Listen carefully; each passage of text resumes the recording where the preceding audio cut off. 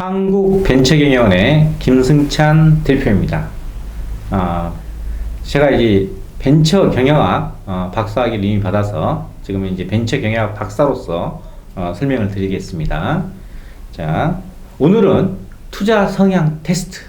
투자를 하기 위해서는 본인의 성향을 알고 투자를 해야 됩니다. 그렇기 때문에 본인의 성향은 어떤 성향인지 알아보고 거기에 맞는 금융상품을 선택해서 투자를 하셔야 됩니다. 그렇지 않으면 나중에 감당할 수 없는 위험이 닥칠 수 있습니다. 투자는 자본을 던지는 거죠. 다시 말씀드리면 투자에서는 원금 보장이 되지 않습니다. 이 부분을 정확히 하셔야 됩니다. 만약에 투자를 하는데 원금이 보장된다. 이렇게 한 거는 그거는 사기꾼이라고 보시면 됩니다. 투자를 하면서 원금 보장은 니꼴 관계가 성립하지 않습니다. 그걸 정확히 아시고 그 다음에 투자 성향을 아시고 지피지기면 100점 불태. 저는 이제 거기에 하나를 더 붙여서 지기, 지피, 지란 말을 쓰거든요. 상대방을 알고 나를 알면 위태롭지 않지만 자기 자신을 먼저 알고 상대를 알고 상대에 맞는 내 자신을 알 때 오히려 100점 100승이 될 수 있다 해서 저는 지기, 지피지기면 100점 100승이다. 이 말씀을 해드리고 싶습니다. 그래서 먼저 자기 자신에 대해서 아셔야 됩니다. 자기는 어떠한 성향을 갖고 있는지, 그리고 그거에 갖는 금융상품이 어떤 것인지, 그리고 자기한테 맞는 금융상품 중에서 자기한테 특히 더 맞는 것을 선택해야겠죠. 자, 투자란 것은 위험을 감수하면서 그에 따른 수익을 보는 겁니다. 그렇기 때문에 투자는 저위험 저수익이고 중위험 중수익이고 고위험 고수익인 겁니다. 그래서 본인의 투자 성향이 어떤가에 따라서 투자 위험도에 따라서 이걸 하셔야 됩니다. 그래서 자본시장법에 의해서 이 투자 성향 테스트는 자본시장법에 의해서 우리가 2008년, 9년 이때 이제 특히 2008년 글로벌 금융위기가 왔습니다. 그때 우리가 중국 펀드 이거 엄청나게 투자했거든요. 그때 그 직전에 펀드 열풍이 2007년, 6년부터 시작해서 엄청나게 일었습니다. 그렇지만 글로벌 금융위기가 오고 엄청난 거꾸로 손실이 일어났습니다. 개인 투자자들. 그래서 그 다음에 이걸 마련했습니다. 투자 성향 테스트를 해서 거기에 맞는 상품을 투자해야 된다. 쉽게 얘기하면 주식 투자를 하기 위해서는 등급이 5등급에서 상위 2등급에 속해야 된다. 그게 이제 적극 투자형, 공격적 투자형. 예를 들어서 가장 낮은 원금 보장을 원하는 사람은 투자를 하지 말아라. 이런 게 이제 기준을 내고 그걸 평가할 수 있는 기준을 만들어 놓은 게 이 표입니다. 그래서 여기에서는 젊을수록 좀 위험한 거 투자해도 되겠죠. 회복할 기간이 있으니까. 근데 예를 들어서 은퇴를 했어요. 근데 자금원도 없어요. 근데 위험한 거에다 돈 다 날리면 만약에 노후자금 어떻게 마련합니까? 그렇기 때문에 젊을수록 좀 더 위험해도 되고 나이 들수록 좀 더 안정적으로 가라. 이런 의미가 있는 거고, 투자 기간 당연히 단기간은 변동성이 크지 않을 수 있죠. 그러니까 위험한 상품을 하면 안 돼요. 단기간이니까. 근데 장기일수록 좀 위험해도 우상향을 그리면 언젠가는 온다는 거죠. 그래서 투자 기간에 대한 게 있고, 특히 이제 투자 경험인데 여기 5가지 형태가 있어요. 이걸 보면 정확히 알 수 있어요. 기본적으로 투자 유형은 5가지로 구분해 가고 있습니다. 가장 안정된, 말 그대로 안정형이 있고, 여기는 원금 보장을 해야 되거든요. 두 번째는 안정 추구형이에요. 이게 원금 보장까지는 아니지만 원금 보존, 가능하면 원금을 지켜야 된다는 거고, 위험 중립형이 가운데 있어요. 말 그대로 중립형이죠. 중위험 중수익에서 여기는 이제 좀 투자량도 일부는 하거나 조금 위험도는 있지만 이제 그래도 아주 위험한 건 하면 안 되느냐. 그 다음에 적극 투자형이에요. 여기서부터 어찌 보면 실질적인 투자라고 볼 수 있어요. 그 다음에 가장 고위험 고수익이 이제 공적형 투자, 말 그대로 공적형이죠. 그래서 실제로 이제 지금 상장 시장을 보면 우리나라의 IPO 된 시장을 보면 코스피가 있고 코스닥이 있고 코넥스 시장이 생겼어요. 이 코넥스 시장은 중소벤처기업인데 이 코넥스 시장에 투자하기 위해서는 앞에 두 시장은 누구나 투자할 수 있어요. 본인들이 물론 위험 성향을 해서 원래는 이제 최소한 위험 중립형 이상이거나 감소하는 계약서를 쓰긴 해야 돼요. 근데 이제 투자한다고 해서 막 막지는 않아요. 기본적으로. 일반적으로 누구나 할 수 있는 열린 시장인데, 특히 코넥스 시장은 3천만 원의 이런 보증 어떤 위탁을 거래야 되고, 예탁금을 거래야 되고, 또 하나 중요한 건 뭐냐면 투자 위험 테스팅을 해서 성향 테스팅 중에서 공적형 투자와 적극형 투자에만 투자할 수 있습니다. 그래서 간단하게 말씀드리면 중소벤처기업은 공적형, 적극형 투자라는 게 원칙입니다. 이걸 유념하셔야 돼요. 그래서 여러분이 투자를 성향을 해보시고, 만약에 본인이 적극 투자형이나 공적형 투자형이 아니라면 비상장 주식이나 이런 벤처기업에 투자하는 거는 자제하셔야 돼요. 그리고 이제 나머지를 말씀드리면, 자, 은행, 예금, 국채, 이게 바로 원금 보장이 된 겁니다. 그래서 안정형 투자자를 얘기한 겁니다. 그 다음에 금융채, 신용도가 높은 회사채, 채권형 펀드까지, 여기가 안정 추구형입니다. 그 다음에 신용도가 등급이 좀 중간 등급, 그 다음에 원금의 일부만 보장되는 거, 그 다음에 혼합형 펀드, 혼합형은 주식형, 채권형이 혼합됐던 거예요. 물론 비율은 있겠지만 몇 대매, 이런 게 바로 위험 중립형입니다. 그 다음에 신용도가 낮은 회사채, 원금이 보장되지 않는 투자 상품, 이것들이 바로 적극 투자형입니다. 그 다음에 아예 위험 자체가 말이 없어요. 그렇기 때문에 시장 수익률 이상을 보기 때문에 위험도가 가장 높은 거죠. 여기는 심지어 선물, 옵션 이런 것까지 다 있는 거예요. 그죠? 그래서 기본적으로 주식을 하기 위해서는 최소한 적극 투자형.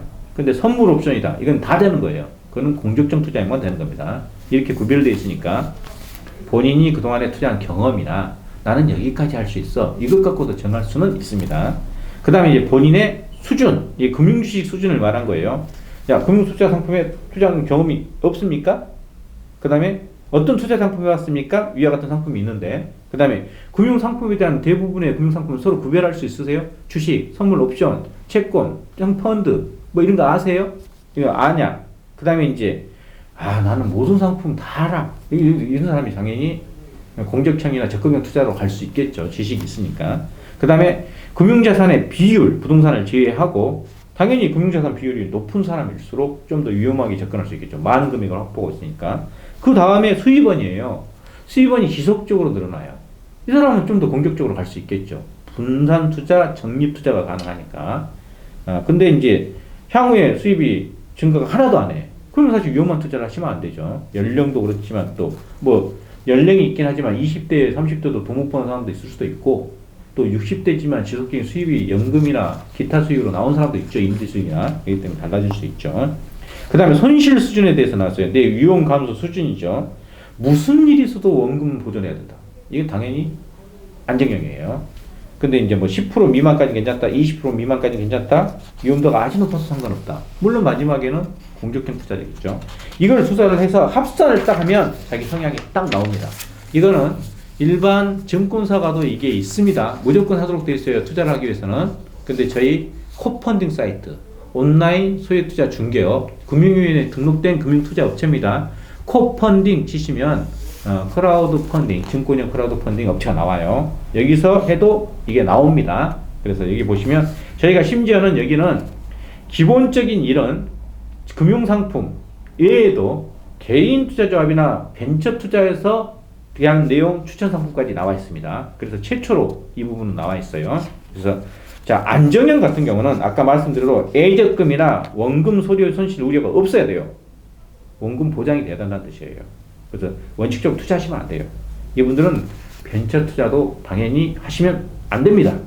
만약에 진짜 내가 벤처 투자를 너무너무 하고 싶다, 이런다면 굉장히 소액으로 분산 투자를 최대한 많이 하시고, 그 다음에 전환사채 위주로 안정되게 돌려받을 수 있는 거 위주로, 가능하면 현재 부동산을 운영 중인 기업, 부동산 운영이, 그래서 부동산의 간동성이 떨어지지 않는 주택관리나 이런 업체에 투자하셔야 돼요. 소액으로.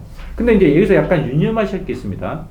부동산 개발이랑 현재 지어진 업체랑 엄청난 차이가 있어요. 부동산 개발 사업은 스타트업, 초기 개발과 똑같습니다. 지금 된 게 아무것도 없잖아요. 되게 간단해요. 은행에서 개발 사업 한다면 대출해 줍니까? 안 해줘요.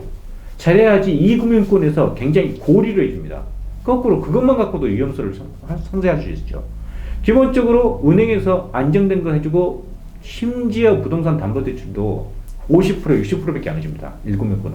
2금융권 가면 이제 당연히 70% 80%까지 해줘요. 근데 1금융권은 개발사업 아예 취급조차도 안 해요. 2금융권 가야지 그나마 60, 70% 그것도 단계별로 심지어 해줘요.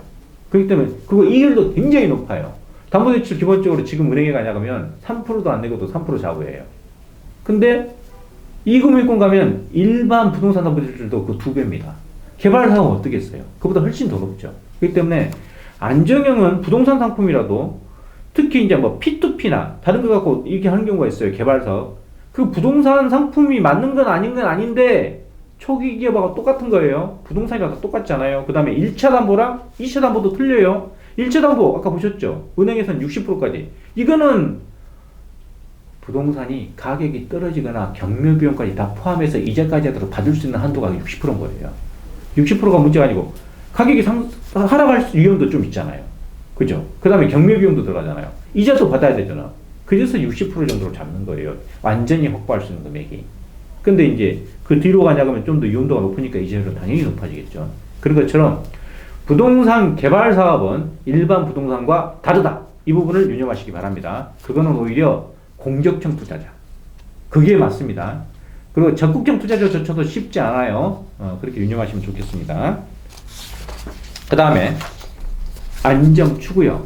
여기서부터 이제 그나마 투자로 약간 바들들인 거예요. 안정형은 절대 안 된다 했죠. 근데 안정 추구형은 원칙적으로 하면 안 되지만 예외적으로 첫 번째 분산 투자를 많이 하시고 여기도 전환사채 위주로 해서 돌려받을 수 있는 채권형 위주로 하셔야 되고 그 다음에 특히 이제 개인 투자자와 벤처 투자를 하면 소득공제가 됩니다. 고소득자인 경우 안정충이라도 고소득자인 경우 일부 금액을 하셔도 됩니다. 전환사채 위주로 3개 기업 이상 분산 투자를 하시고 가능하면 좀 여윳돈 가지고 하시면 여기 가능할 수가 있어요. 고소득자들은 30, 40% 정도 소득공제가 되니까 그만큼 원금을 최소한 30, 40% 확보하고 시작한 꼴이 되니까 기업이 예를 들어서 3개 기업 하더라도 1개 기업이 망한다 하더라도 원금을 돌려받을 수 있는 효과가 있으니까 그 부분을 고려하신다면 일부는 해도 된다고 보겠죠. 그 다음에 위험 중립형. 여기는 이제 벤처 투자가 일부 가능 진입한다고 생각하시면 됩니다. 특히 이제 소득공제가 된다면 여기는 하셔도 돼요. 근데 전환사채 위주로 해야 되고 그 다음에 분산 투자를 꼭 3개 기업이랑 분산해야 되고 이런 거 꼭 유념하셔야겠죠. 그리고 좀 더 안정된 제조업이나 5년 이상 기업이라든가 그 다음에 뭐 이미 뭐 매출액이 100억이 넘어간다든가 적자로 보면 절대 안 되고 예를 들어서 매년 20, 30% 상승한다든가 이런 기업에 중점을 줘야겠죠. 물론 앞에 부분은 그 위험 중립형 같은 경우도 이 정도이기 때문에 안전추구형 안전추구형은 요보다 더 그런 기업에 초점을 두었죠. 더 안정된 매출액이 더 높거나 적자가 아니고 흑자가 나는 기업 이런데 그 다음에 제조업 위주에 망하지 않는 업종 5년이 아니고 5년 이상 초과된 7년 10년 된 기업을 해야 더 안정되겠죠. 그런 부분 유념하시면 좋겠습니다. 그 다음에 적극 투자형 여기서부터 벤처 투자가 가능하겠죠. 여기서부터는 원칙적으로 전환사채 위주로 하고 사채 신준소금 사채나 이렇게 해도 되는데 교환사채 이런 거 해도 되는데 특히 여기서부터는 이제 일부를 상환전환 우선주로 해도 됩니다. 주식으로 하셔도 돼요. 근데 보통 좀 위험하고 상환전환 우선주에서 원금을 돌려받을 수 있거나 보통주로 전환할 수 있는 고난이 있는 RCPS라 하죠. 그래서 그거 위주로. 근데 이제 상환전환 우선주는 전환사채에 비해서도 전환사채에 비해서 상환전환 우선주는 상환 고난은 있지만 회사가 이익이 있을 때 이익 충당금 범위 내에서 이렇게 못 받아요. 그런 위험이 있기 때문에 당연히 적극 투자형부터는 일부 상환전환 우선주를 편입해도 됩니다. 그리고 당연히 기본적으로 분산 투자는 하신 게 유리합니다. 그래도 그리고 이제 조금 더 안정된 기업보다는 상장 가능성이 있는 기업 3년에서 5년 내에 상장 가능성이 있다면 도전해 볼 수 있겠죠. 그럼 수익이 더 커지니까 그쪽 비중을 좀 더 높이면 좋을 것 같습니다. 그래 돼 있고 마지막으로 공적 투자예요. 여기는 진짜 다른 경험도 많고 여윳돈도 좀 있고 그 다음에 좀 고소득자이고 이런 분들은 사실은 심지어 스타트업 그 다음에 부동산 개발사까지 하셔도 돼요. 근데 이제 여윳돈이고 이런 건 괜찮은데 그런데 조심해야겠죠. 대신에 이제 본인이 인내할 수 있는 여윳돈이 있어야 되고, 여기도 가능하면 그래도 비중을 좀 더 수익 높은데 강화할 수는 있지만 분산 투자는 하셔야 돼요. 그래도 그래 해야 되고, 여기는 뭐 심지어 뭐 보통주 투자까지도 가능합니다. 그 스타트업 투자도 일부는 가능해요. 예를 들어서 30%까지는 소득 공개 받으니까 40%까지 받으니까 그 부분 나는 이익 안 받아도 돼. 나머지는 안정된다고 여기는 해도 돼. 뭐 그런 것도 관계없죠. 네, 그렇기 때문에 이 투자자는 모두가 가능합니다. 그렇기 때문에 뭐 자기 자산 전체의 70% 이상을 뭐 주식해도 되는 분들이에요. 근데 이제 본인이 여기에 진짜 해당한지는 당연히 보셔야겠죠. 자, 여기까지. 자, 투자 성향 테스트. 투자를 하기 위해서는 자기 자신에 대한 투자 성향을 정확히 뭔지 알아라.